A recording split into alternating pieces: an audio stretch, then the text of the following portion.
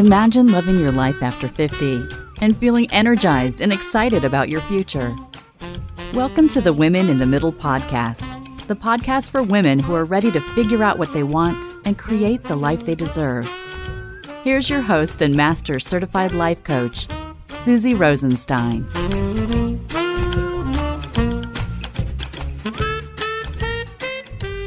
Hey there, welcome back to the podcast, Women in the Middle. I'm your host, Susie Rosenstein, your master certified coach and midlife mentor. And once again, I'm so glad to be here with you for this week's episode, which is all about how to change your career in midlife and specifically how designing jewelry got my creative career unstuck in midlife. Well, not my creative career, but my guest's creative career. So my guest today is Nancy Marland, an amazing woman in the middle who made a courageous career change from being a successful graphic designer to becoming a thriving jewelry designer. Oh my gosh, I would love to become a jewelry designer someday. I met Nancy at a summer art show in Rhode Island 3 years ago, back in the day when we were traveling. And when I saw her work, I actually became giddy with excitement. It was just so beautiful and funky and fun. I was drawn right into her booth. It was kind of like a magnet, and I couldn't wait to own one of her pieces. And lucky for me, my girlfriend Karen saw me swooning and purchased one of the necklaces for my birthday, and I was just so beside myself. Now, I kept Nancy's business card in my jewelry box, and I've gone back to her website several times over the years. And a few weeks ago on her website, I noticed a story about how jewelry design was her second career. So you know me, I leaned right in. I was like, oh my God, she could be an amazing guest on the podcast. So I reached out, and that is why she's here today. Now, Nancy creates contemporary jewelry to inspire unique, creative self-expression, and she really does. Each piece is a limited edition and one of a kind. Her work is handmade in Massachusetts in a studio, and she describes working in a spirit of spontaneity with a focus on abstraction, color, and organic forms. She's also influenced by the work of mid-century modernists, decorative arts, and the abstraction of patterns and shapes in nature and everyday things. And I have to say, this is totally why I was attracted to her work. Now, Nancy received a BFA from the Art Institute of Boston with a concentration in painting and sculpture. She came to jewelry later in life after having spent 30 years as a self-employed graphic designer, living near the ocean along with a lifetime of experience working in a variety of disciplines, including landscape painting, ceramics, quilting, fine woodworking, and graphic design. It's all informed the passion she feels doing this work. Nancy loves the ultimate design challenge of bringing life and joyful energy to work that's cohesive, well-made, and above all, comfortable to wear. I know you're going to enjoy this interview. Hi, Nancy. Thanks so much for joining us today on the Women in the Middle podcast. Thanks so much, Susie. It's great to be here.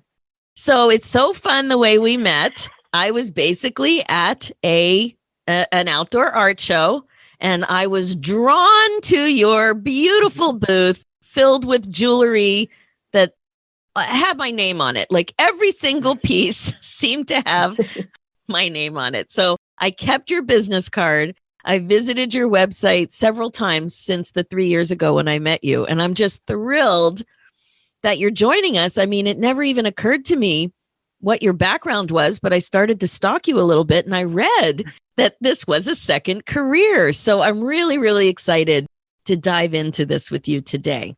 All right. So what was going on in your 40s? We're going to back it up a little bit. What was going on in your 40s? What was your life like? Just so we can get a good picture of where this career change came from for you. In my 40s, I had just gotten married at age, 37. I had my first child at 38, my second child at 40.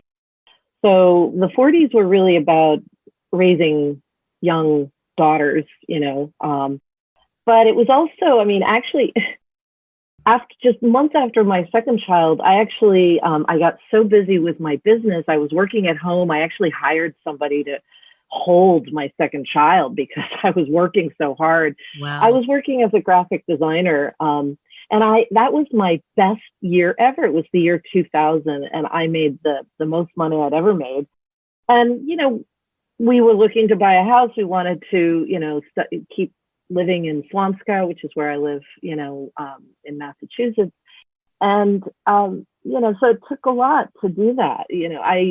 My graphic design business has always been the bigger piece, even as a self-employed person, which is, notable, I think.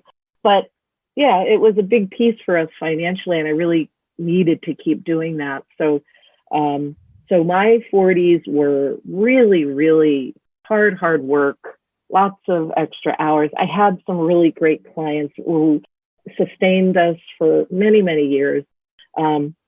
Little by little in my 40s, what started to happen was that I was getting more companies that were nonprofit.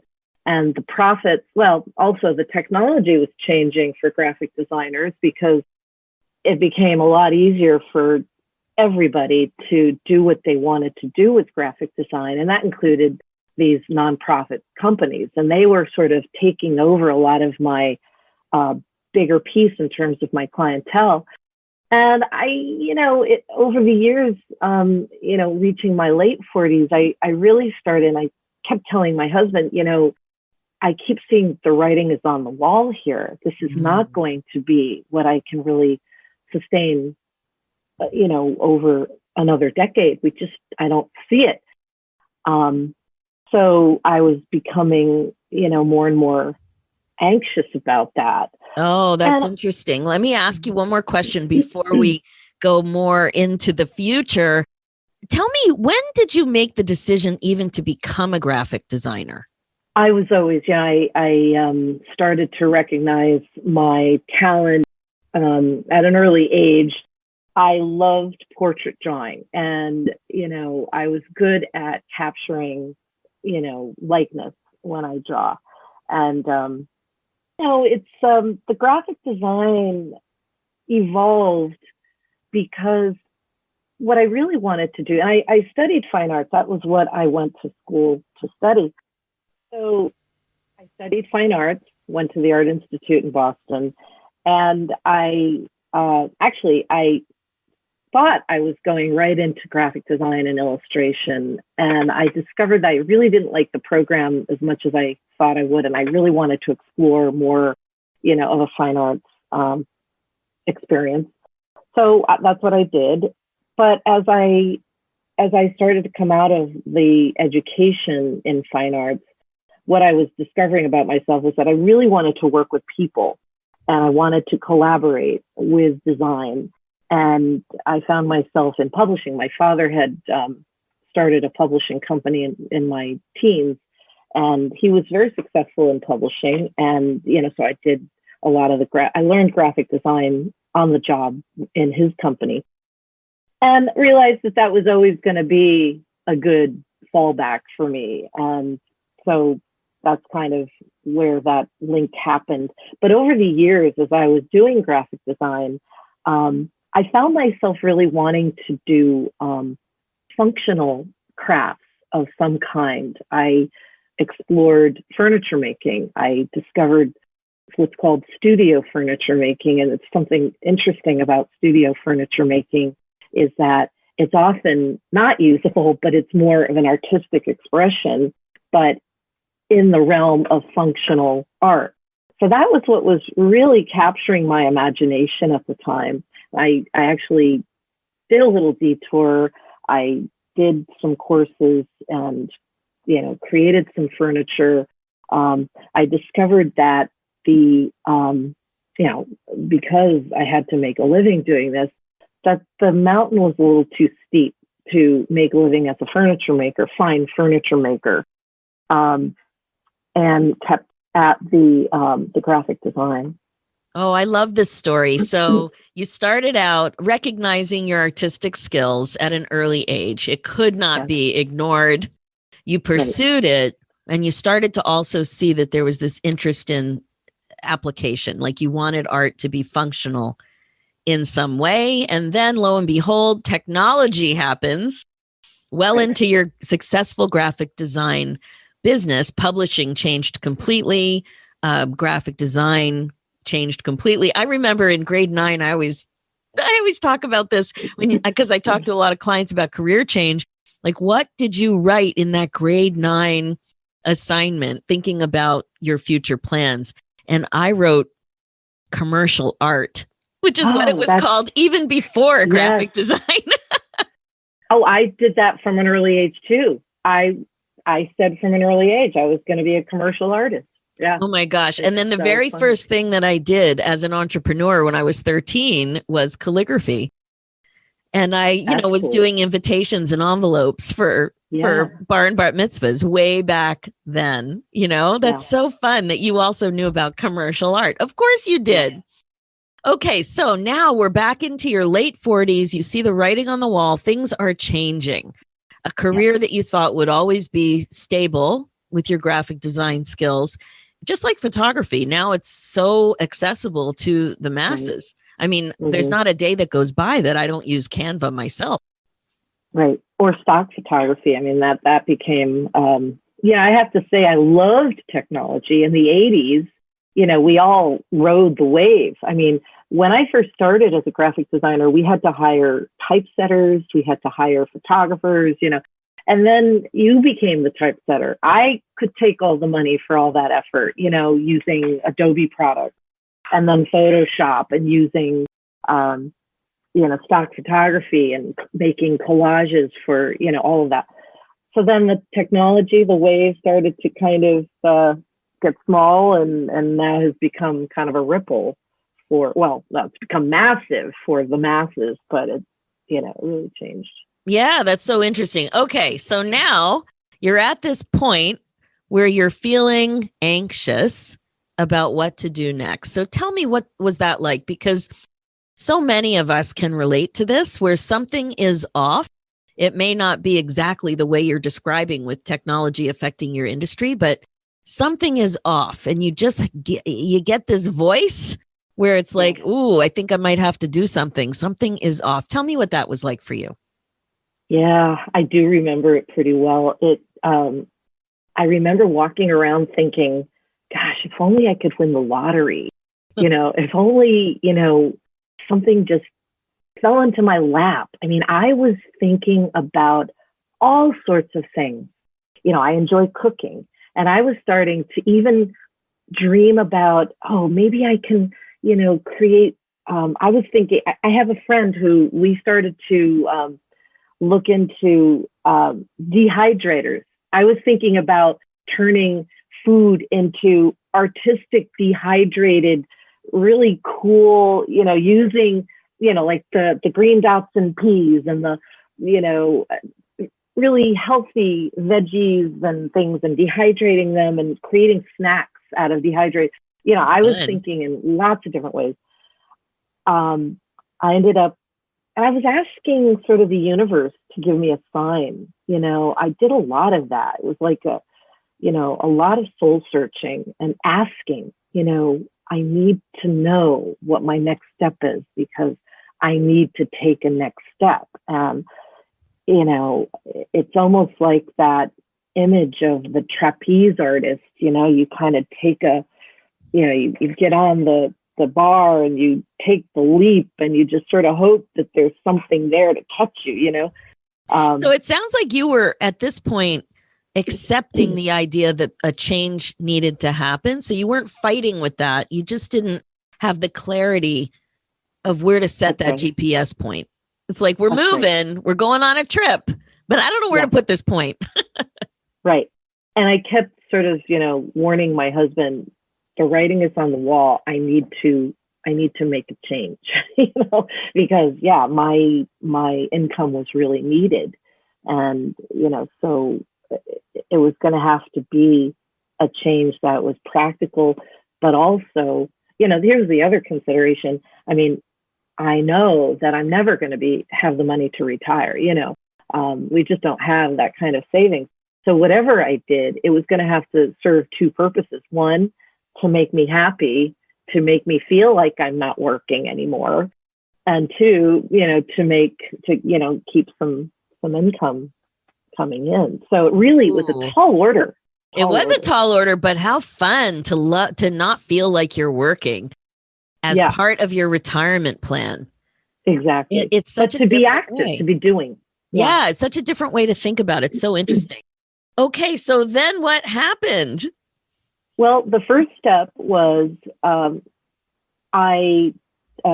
there was a ceramics workshop that opened up in a nearby town, and I decided to take some classes. I spent a lot of time really exploring ceramics as is this the answer? Can I see myself becoming somebody that does craft shows and making cups and bowls and some other functional pottery?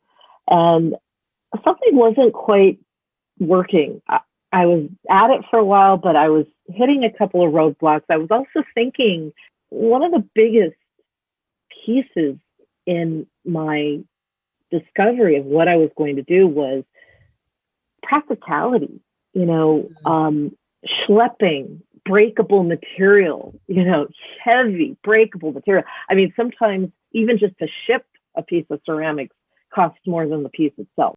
So I was, really thinking about practicality. And then somewhere I discovered silver metal clay course.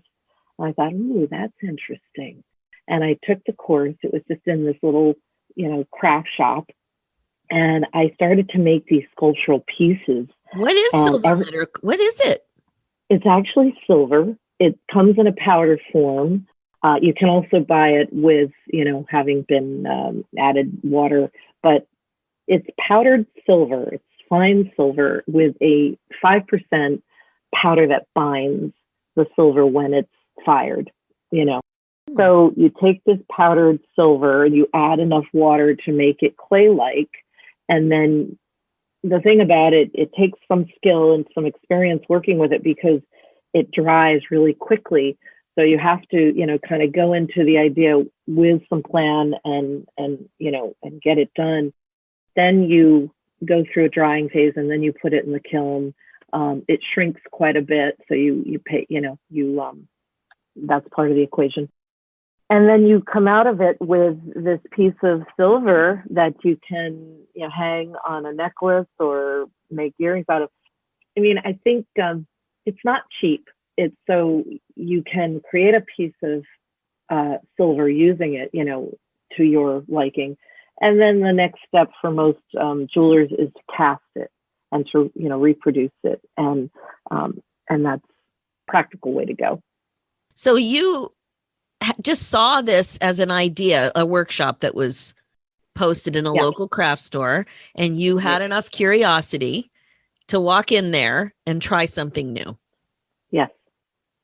That's where a lot of people get stopped, because being a beginner again at our age is, sometimes challenging. Yeah. Well, beginner to some degree. But the thing that I recognized in that class was, there's a spectrum of what it means to be an artist. Most of the people in the class were doing what the teacher told them to do, which was to roll out the clay into little flat,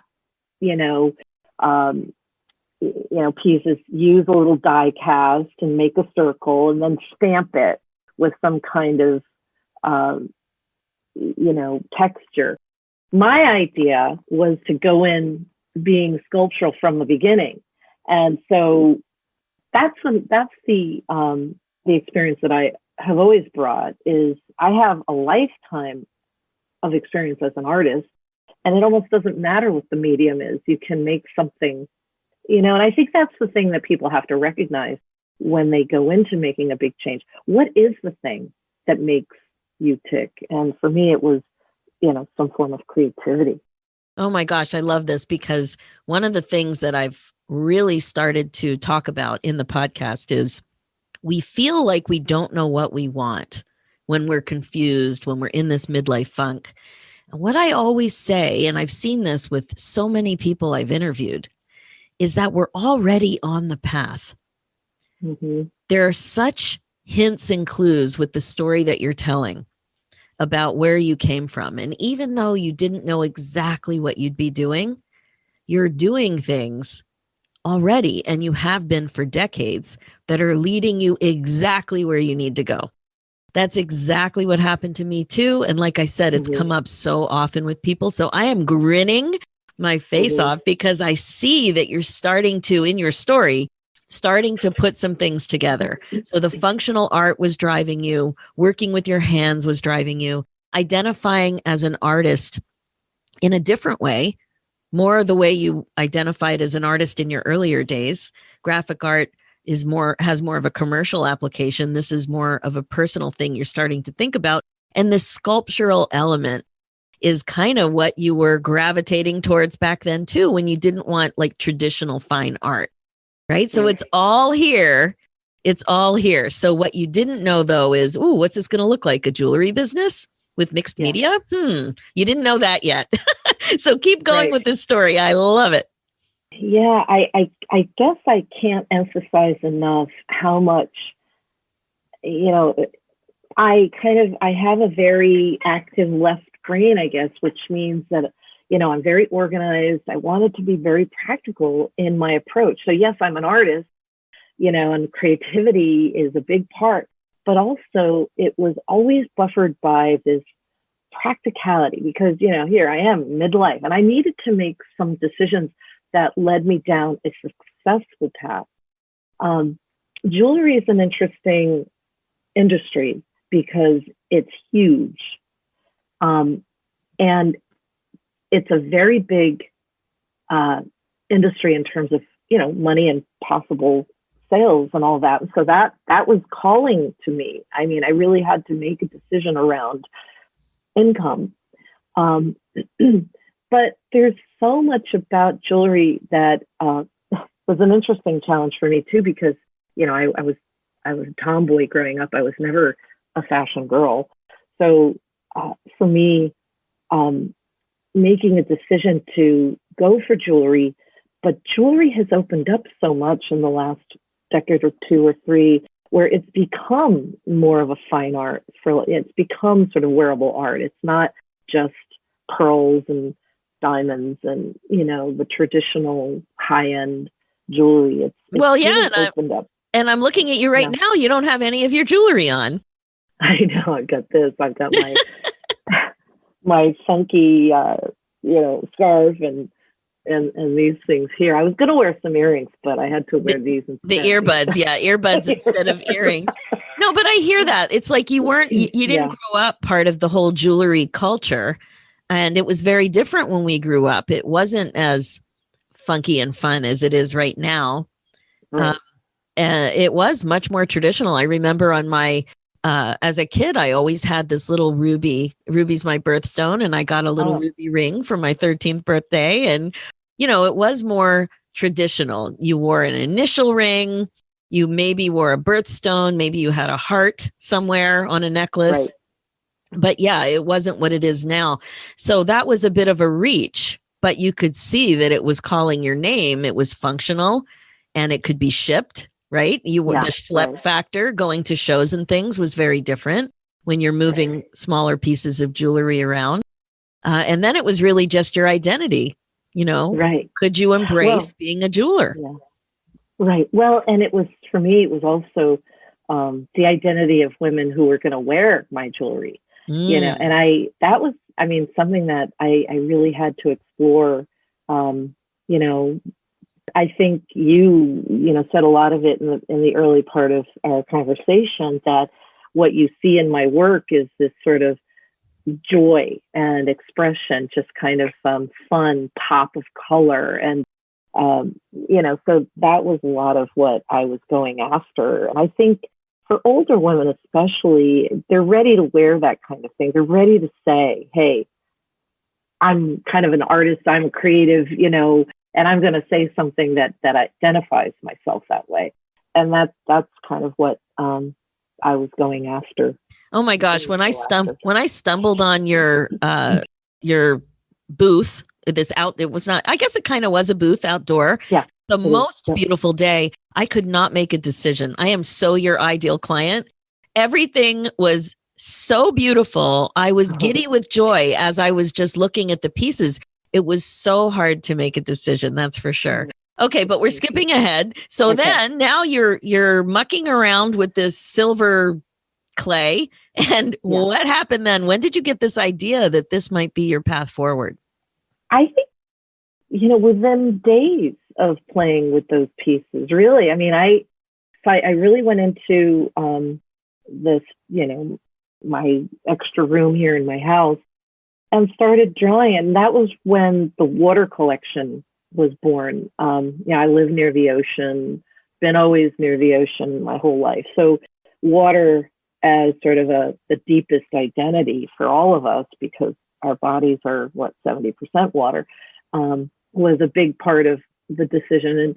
And, I guess in some ways, maybe that sounds a little hokey, but I had to kind of start from the roots of who I was. And, I love abstraction. So I was taking some of those water themes and just kind of making bubbles. You have the Circle of Bubbles piece, which that was actually my very first creative piece of the water collection. Really? And that was the piece that made me realize, what, I think I can do this. I had taken, a couple of other courses before I got to that piece. And when I made that piece, I realized, what, I really love this. Oh my gosh, so do I. I love that piece. Yeah, I love that piece too. And it's funny though, because now you look at my work and I've got these two other collections, which are very different from the water collection. And I'm really going in other directions with this that are more colorful and funky. And slowly I am letting go of the water collection. Although this morning I've had, or in the last week, I'd say I've had a couple of ideas for water pieces, but yeah. So, now it's a point where you have to sort of, create those parameters where you can make decisions on, what you're really going to commit to. Right. What did that decision look like? So when you're back in your studio and you start drawing, you come up with the water idea. I would imagine, because this is such a different path, that there must have been some investment that needed to be made. And it's a very different lifestyle to sell jewelry with a website and with vendor events and all kinds of things. So what did that all look like? I'm sure that was scary. Yeah, it was. There was just a lot of ambivalence about whether I was going to be able to pull this off, because there was so much to learn. But I really threw myself at it. I was taking classes with the silver metal clay. I had identified someone who, really knows her stuff around silver metal clay, and she became a mentor. Then I started to investigate polymer clay. And I became very excited about polymer clay and identified another mentor who I worked with, to really help me understand how to get the business off the ground. We started looking at how to compose my calendar, what I was going to accomplish, how I was going to build a website, and I brought a lot of skills with my graphic design to the table. So I was very, very fortunate in that respect. I could really make something. I could fake it more than your average person, because I could make it look like, this real thing, before it really was a real thing. That's great. Yeah. So you had a few pieces and you were able to build out a website. Is that what you were saying, to start to develop exposure? That's right. Without having hundreds of pieces ready to go. Yeah. Yeah, I mean, it always starts small. And my very first show was, I have a friend who is a painter. She has a studio in Somerville, and she, there was an open studio there, and I put up a little table with my very early pieces. And I sold quite a bit that day. So I felt like these were signs that this was possible. Wow. Okay. So then what would you say tip the bucket for you to say, this is it. I'm making a decision. I'm going all in. I'd say I had tipped the bucket kind of early on because I think that in order to be successful at anything, you really do have to bring everything you've got, and it has to be a very firm decision that because, you're going to go through this phase, which I did, of, oh God, this is a lot more work than I thought, or, I know my pieces aren't quite there yet, but, you just have to kind of put one foot in front of the other. And over time, it's something that builds. You start to build on your experience. And now 5, 6 years later, it's like, wow, night and day between what I had started doing and what I've got now. And I think understanding the industry and the business for what it is, talk to a lot of jewelers. I would go to shows, I would talk to them, and I got the good, the bad, and the ugly from all of them. I would go to shows and say, what's it like being at this show? Oh my God, I feel like a caged animal, because, you're sitting in a booth for 3 days on end, talking to people. It's so funny. I go to these shows looking for podcast guests because I gravitate so much. Oh, I was talking to you for a long time, even after I made the purchase. And my girlfriend made the purchase for me for my birthday present. It was just it was so beautiful. Because I love talking to artists and I always find such interesting stories. I can sniff out a good story. Because being an artist isn't for the faint of heart. And I know when we were talking, you also mentioned being an entrepreneur isn't for the faint of heart. And so can you tell me a little bit about, what do you think the main lessons were for you that you could share with other women listening about this whole giant reinvention of your career? I'd say the big lessons for me have been to believe in myself. I always have had a good work ethic. I was always a really hard worker. And I think that's required, to be successful. You really need to realize that you're going to have to put in the time and you need to fake it till you make it. That was something that kept coming up as a theme for me in the very early days. You have to show that you've got the stuff, and not to say that, you're being fake about anything. You're just putting out what you've got and you're standing behind it. And you may not have the confidence at the beginning when you are putting it out and standing behind it. I think that's what you're getting at with faking it, is you have to portray confidence in your work, and that grows. Yeah. It's also, though, I think more so that I had to portray confidence in myself. That's, I think, the bigger piece for me. If you tell yourself, well, I'm up against a huge, creative jewelry industry, and I'm just a little teeny piece, and my work isn't that good, and all those kinds of things, you're not going to get very far very fast. But if you say to yourself, hey, this is a big universe and I have a right to be here. I'm part of this universe, and the universe is there. The universe is big enough for me. I think that's one of the things I told myself a lot. The universe is big enough for one more jewelry designer. That was one of the big, big pieces. And I think it's something my father used to tell me, if you want to do something, if there's something you want to do, you look at the people doing it and you figure out how did they do it, and that's what I went to do when I first discovered that, okay, I'm going to make a commitment to this. I hired a lot of, not a lot, 2 essential mentors that really got me from, not knowing what I was doing to understanding what I needed to do.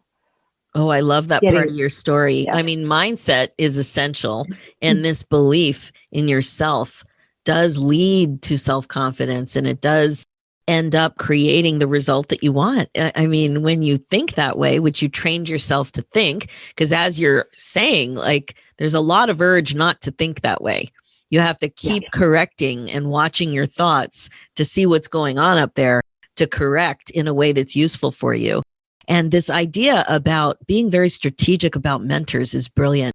I've done the same thing with mentors, and you get what you need. You saw what you needed, and it was invaluable for you. Yeah. Yeah. It really is. You can't do it alone. This is, you do need. And I think, I've discovered that most jewelers, we're not competitors, we're people that support each other. We're trying to find our own voice. It's like being a writer or musician, everybody's got their own special voice, and that's what we're putting out. Exactly. And your voice, it's really a combination of your story, your experiences, your life of growing up in the water, not in the water, near the water, and being your path to graphic design and art and the way it meandered about. That's all reflected in where you are now and the path that you're on. So you were on the path even when you didn't know where to set the GPS point, and your experiences all helped you be successful right now where you are. Oh my gosh, it's such a beautiful story. And I know that somebody listening to the podcast right now is dying to go to your website and see what you're all about. So how can people find you? I have a website. My URL is www.nancymarland.com, and that's spelled Marland, NancyMarland.com. Awesome. And of course, I'm going to have your website in the show notes. I really encourage you to check out Nancy's work. It just makes me happy looking at all of the designs and all of the color. There's so much movement there. I just always have a big, giant smile on my face when I check out her website. So please check it out, www.nancymarland.com. As I said, the website will be in the show notes. Nancy, I wish you the best. Thank you so much for taking time to share your story of reinvention and career pivot here on the Women in the Middle podcast. Thank you so much for having me. It's been a joy for me to share. All right. Great interview, right? I'm sure you took a lot from meeting Nancy. Technology really changed her graphic design career. She knew she had to change, so she started to explore. And we have talked about that several times on the podcast, how important it is to allow yourself that time to explore. Now, the process of design is what has always really excited Nancy. She was always attracted to functional design. It always captured her imagination. So think about that with yourself. What has always attracted you? What have you always been curious about and fascinated by? There are clues in that. Nancy's work is also quite distinctive. When you see it, there's a contrast between the precious metal and the polymer clay. It's shiny and reflective with the metal, and then that's against this colorful patterned matte polymer. And it's just like I described it as giddy. I just get giddy. It's so intoxicating. She loves to bridge the organic with the man-made, with one foot in the natural world and the other one like modern and whimsical. I just love that blend. So again, notice that there were clues for what she loved throughout her life. And that's what I really want you to take from this interview. So just like with so many amazing women in the middle, when you're searching like this, you usually don't fully appreciate that you're already on the path. I love how she kept coming back to the importance of practicality. She couldn't get away from it. It really helped her go forward. And she also had this strong realization that she wanted to feel like she wasn't working. She wanted to be active and doing instead of thinking about what she was doing as work. Now, how fabulous is that, really, right? So she knew that what made her tick was creativity. That was the core, and that was her passion. And she just took it from there. And it's another example of what's possible no matter your age. So please check out her website and see her amazing work. I bet you'll fall in love with it too. Her pieces make great gifts to others and to yourself, of course. So head over to www.nancymarland.com. Okay, that is it for this episode. As you know, my focus as a midlife coach is to help you waste less time spinning and feeling stuck about all kinds of stuff, about aging, about empty nest, about relationships, about your career, about being more compassionate toward yourself, about all of it. It's time to get excited about your life again. And you know, I always talk about being the queen of your brain domain. I think it's the best way to be, and I'm here to help. And this is what you'll learn when you hire me as your private coach. You know what? You are not going to believe what's possible in your life and the transformation that you will be ready to make.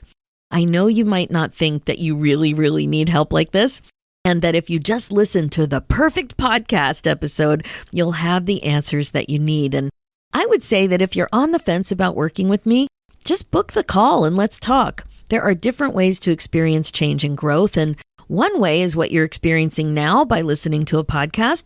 Another way is with coaching. I can help you grow faster, and you'll see the connections and insights more clearly. And you know what? We laugh a lot too, because I don't know, I can't help it. It's a fun process.